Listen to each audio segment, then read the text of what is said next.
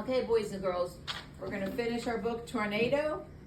We're reading chapter 7, The End of the Storm. Before we begin, raise your hand if you predicted this book would have a happy ending. When we got started, one of the questions was how to predict the ending of the book. Raise your hand if you predicted it would have a sad ending. I know there's like 2 or 3 of you. A couple of you. Okay. All right, so let's see what your predictions, if they'll be confirmed or not. Okay, the end of the storm, chapter 7. All right. Pete paused to wipe his eyes. That story always made him cry. It made me cry too.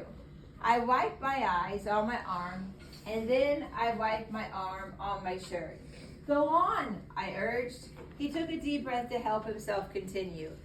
That day, that miserable Saturday, was the saddest, longest day of my life. I couldn't eat. I did my chores without knowing I was doing them. I couldn't play cards after supper. I couldn't sleep. There was an emptiness about me, about my room that matched the one inside me. The whole house seemed empty. The whole outdoors. The whole world. I didn't go around exactly boo-hooing, but my eyes kept filling up with tears. As soon as I'd wipe one flood away, another would come. I felt like it would be that way for the rest of my life.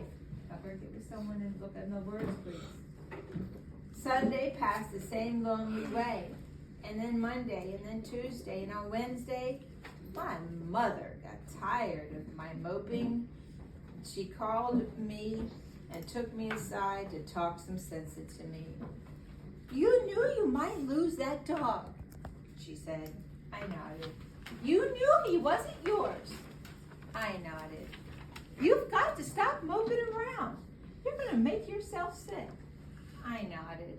I felt like I already was. Listen, we can get you another dog. There are other dogs in the county. I shook my head back and forth. Not for me. On Friday, I was in the barn. I heard a thumping. What do you think the thumping is? Tornado. Well, what could the thumping be? Tornado's not a rabbit. No, It's tail. it could be. It could could be be a dog. It could be a horse that they might A have. dog. It could be 5 It could be a o'clock. horse. Could be a rabbit. Who knows? Let's see if we can find out. Okay. I heard a thumping sound. It was the sound that Tornado's tail used to make against the barn door when he wanted to come inside. My eyes flooded. I couldn't help it. I knew there was no thumping. It was a sound I wanted to hear so bad. My ears just heard it. There wasn't any thumping. There couldn't be. But the thumping went on. And it really was thumping. It got faster. I wiped my eyes and I looked, and Tornado was standing in the doorway. My Tornado was standing in the doorway. Tornado's back, I yelled. Tornado! Good boy! Good boy! I threw my arms around him. He curved his body the way he did when he was pleased about something, and his tail wagged in my face. My daddy came to the door. Tornado's back! I told him. So I see. We don't have to take him back to those people, do we? I tightened my hold on Tornado's neck. Well, I don't rightly know how we could, my daddy said. The man wasn't polite enough to give us his name. That's true. And if they find us, well, the dog knows where we are. He can come over for a visit anytime he takes the mind to. Yes, but I want him to stay. Well, I do too, my daddy said. But if we have to share him with the other folks, we'll do it. Half a tornado is better than none. My father and I laughed. There was a long pause in the cellar, and I asked, well, did he stay? I liked a good ending.